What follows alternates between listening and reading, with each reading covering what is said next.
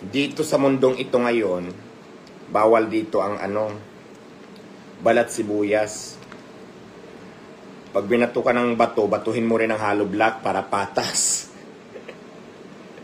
Wala na yung salitang, pag binato ka ng bato, batuhin mo ng tinapay, wala nang ganon. Pag binato ka ng batong malaki, batuhin mo ng mas malaki para patas kayo. Kasi dito, lahat na kahit nananahimik ka, wala kang ginagawang masama, gagawin ka ng issue, gagawin ka ng kwento. Dapat marunong kong lumaban pagdating sa social media. Ganon. Bawal dito ang balat sibuyas sa social media, Diyos ko. Ganon, dapat.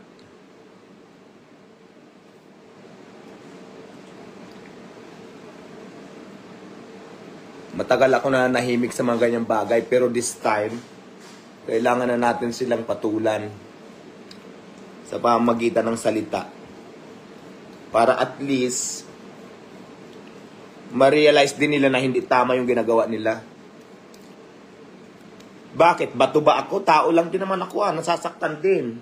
May puso, isipan at damdamin. Hindi pwede sa akin yung mga ganyan-ganyan. Pare-pares lang tayo. Pare-pares lang tayong tao, may puso. Ano ba ako ba to? Para hindi na masaktan sa mga sinasabi nila. Wala naman tayong ginagawang masama. Mas maganda labanan mo na. Ganon. Thank you for watching, everyone. Bye-bye.